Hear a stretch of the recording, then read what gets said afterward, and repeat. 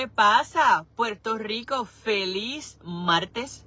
Hoy es 10 de junio del 2025. Son las 7:20 de la mañana. Y estos buenos días motorizados de hoy es reflexivo. Hoy vamos a hacer una metáfora reflexiva sobre Santiago 1:5 que tiene que ver con la palabra sabiduría. Y estos buenos días motorizados yo los he titulado El barco de Zen y la sabiduría. Así que primero voy a empezar con el pasaje. Que el pasaje de lo que se trata es de cuando tú entiendes que te hace falta sabiduría, pídesela a Dios. Porque Dios no menosprecia a nadie. Y simplemente cuando tú pides, Dios te lo dará. Y ustedes se acuerdan, ¡aló Roxana! Y ustedes se acuerdan que yo les conté a ustedes que dentro de los 12 discípulos que tenía Jesús, habían 2 hermanos. O no eran hermanos, pero eran hermanos de nombre, que eran Santiago el Grande y Santiago el Pequeño. Y yo les hablaba a ustedes de que Santiago el Pequeño provenía de una ciudad de comerciantes y él lo que se dedicaba era a llevar la palabra de Dios. Pues estamos hablando precisamente de Santiago el Pequeño. Y vamos a hablar, saludos Esther, y vamos a hablar hoy precisamente sobre la sabiduría. Cuando tú te vas al libro de Santiago, una de las cosas que te habla es de las bondades de tú aprender sobre la palabra de Dios. Muchas personas entienden que para decir que uno conoce la palabra de Dios es porque tú la lees. Y no es lo mismo leerlo que vivirlo. Porque cuando uno vive en el diario es donde uno va aprendiendo y donde uno va modificando y donde uno va ajustando. Así que vamos para la metáfora reflexiva del día de hoy sobre lo que tiene que ver con sabiduría, que lo he titulado El barco de Zen y la sabiduría. Esto era un niño oriental que se pasaba siempre escuchando las historias de su abuelo, que su abuelo siempre se pasaba leyéndole sobre las aventuras del mundo. El niño entusiasmado decía, abuelo, yo entonces algún día quiero tener mi propio barco y yo quiero navegar los mares. Porque es tan sorprendente, es tan agradable lo que yo aprendo a través de las lecturas que tú me haces, abuelo, que yo quiero conocer el mundo. Y yo tengo tanto para dar, yo tengo tanto para experimentar. Por lo tanto, cuando el niño llegó a grande, ¿qué fue lo primero que hizo? Consiguió un barco. ¿Y qué fue lo segundo que hizo? Se fue a navegar. Pero él entendía que con todo lo que había logrado leer, él tenía todas las herramientas para poder vivir en el día a día de los acontecimientos que están fuera de nuestro control, como el tiempo, las personas que conocemos, las experiencias que vivimos o simplemente los desaciertos que nos ocurren en el diario vivir. Pero él entendía que él estaba preparado por todas las aventuras que le había contado a su abuelo. Así que mientras él va navegando, lo primero que él decide hacer es atraer más personas porque entendía que solo no podía trabajar, así que necesitaba una tripulación. Y él primero comenzó poco a poco con la mejor ilusión de querer tener cierto tipo de tripulación. Luego que pudo constituir su tripulación, siguió navegando y el primer tropiezo que se encontró fueron las pruebas de las tempestades y los malos tiempos. Y entonces él entendía que él no podía controlar el tiempo, él no podía controlar las marejadas, él no podía controlar las emociones de las demás personas, pero él se podía controlar a sí mismo. Pero llegó un momento que también él estaba tan temeroso de todo lo que estaba ocurriendo, porque él no tenía nada en control. Todo estaba fuera de control, o todo estaba según como él no lo deseaba. Así que él lo que hizo fue orar. Porque cuando tú te desprendes de todo lo que tú conoces para depositarle una fuerza superior que te dé energía, que te dé protección, quizás ya ahí es donde puede llegar el entendimiento de mejorar. Una vez pasa la tempestad, el niño, que ya no era niño, entendía que todo iba a estar bien, así que siguió navegando. ¿Y cuál fue el próximo problema que se encontró? Que llegaron los piratas a saquearle todo lo que tenía. Y cuando veía, habían piratas incluso dentro de su propia tripulación. Personas que realmente no eran genuinas en la travesía. Eran personas que simplemente iban a aprovechar la primera oportunidad para hacer daño. Sin embargo, el joven oriental le dice a los piratas, vamos a hacer algo. Por favor, no te lleves lo que tengo, pero yo te voy a dar rutas de comercio para que tú sepas cómo comerciar y así no tengas que robar. Porque a veces a las personas hay que enseñarles con buenas lecciones.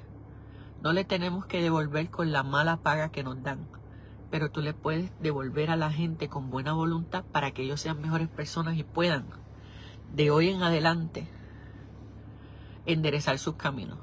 Porque el que te paguen a ti con mal no significa que tú vas a devolver mal. Así que el joven dueño del barco le dio la ruta a los piratas de comercio. Y con el tiempo, esos piratas se convirtieron en comerciantes pacíficos, porque vieron que en vez de querer saquear lo que no es suyo, lo que no ganaron, lo que no les pertenece, por sus propios méritos, ellos pueden obtener pacíficamente lo que desean. Una vez terminó la segunda prueba, que fue la de los piratas, la tercera prueba entonces fue llegar a tierra firme. Y el joven dueño del barco entendía que en toda tierra firme donde ellos llegaran, ellos iban a ser bien recibidos.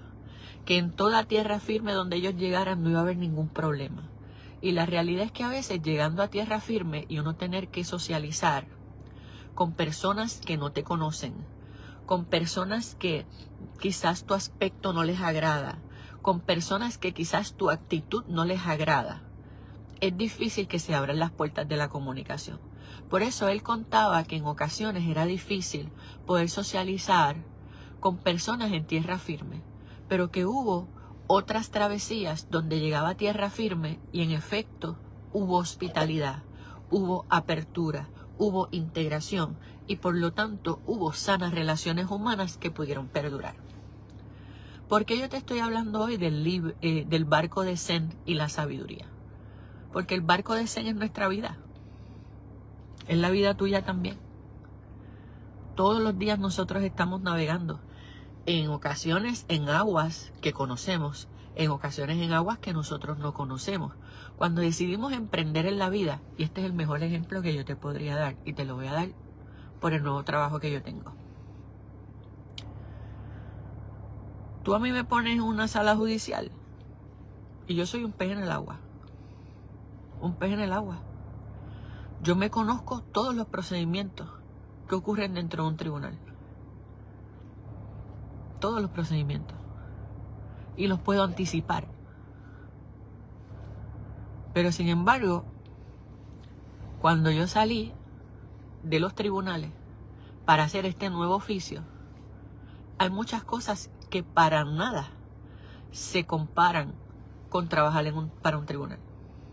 Para nada. Y entonces uno tiene, a pesar de que uno cree en uno tiene que tener la apertura de que todos los días quizás va a venir un nuevo embate. ¿Y qué es ese nuevo embate? Circunstancias que están fuera de tu control.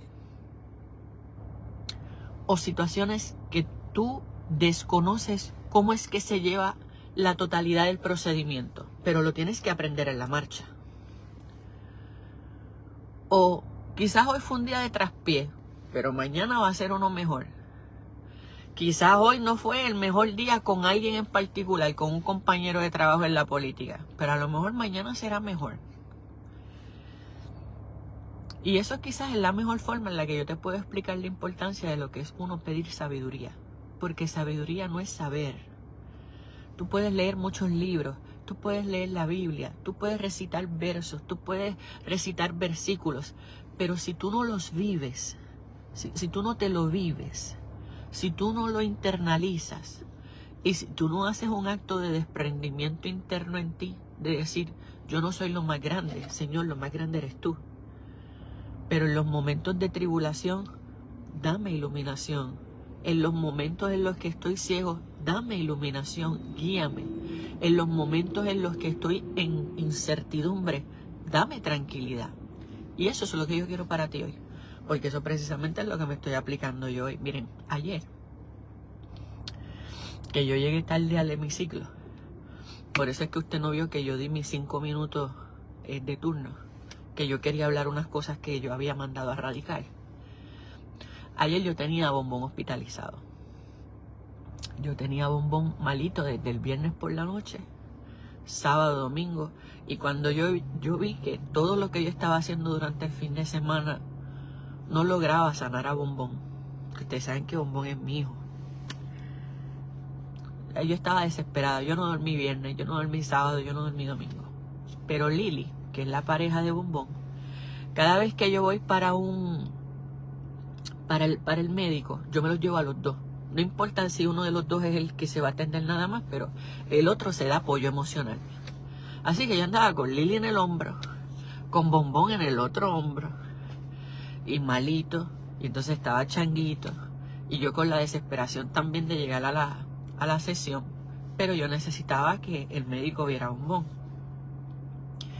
Que finalmente lo encontraron, le sacaron placas, le sacaron CBC, le verificaron todo el panel de lectura desde el páncreas, el hígado. Miren, yo ayer estaba hecho un mal de llanto, porque no es lo mismo cuando tú quieres tener control, que cuando yo tengo a Bombón conmigo, pues yo tengo el control.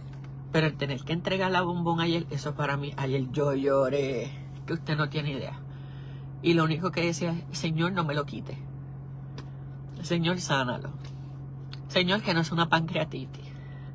Señor, que no me lo tengan que operar. Cuando me dicen que le van a empezar a poner suerito. Y yo tengo a Lili en brazos a él. Y de momento yo me bloqueé.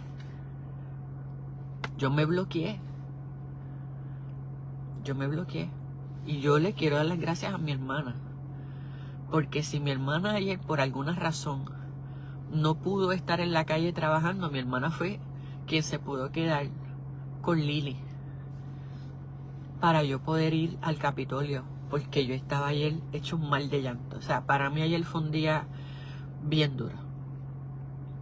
Y eso es lo que te quiero decir. Yo puedo recitarte muchas palabras, pero tener que vivir la experiencia de una prueba que está fuera de tu control, de una situación que tú quieres mucho, de alguien que tú quieres mucho. Miren, yo amo a mis hijos. Eso es, bueno, todo el mundo eso lo sabe. Pero también yo amo mi trabajo, porque fue el reto que yo me propuse y fue la bendición que ustedes me dieron. Pero créanme, yo todos los días en mi trabajo puedo tener traspié en lo que voy engranando. Pero lo voy a hacer.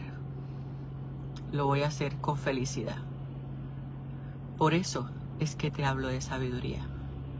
Porque sabiduría no es conocer, sabiduría es aprender. Comenzando a aprender a escuchar. Así que déjame en los comentarios si te ha gustado estos buenos días motorizados que hemos hablado hoy sobre el libro de Santiago y la importancia de pedirle sabiduría a Dios en los momentos de dificultad, porque Dios nunca menosprecia a nadie para darle el camino de la sabiduría.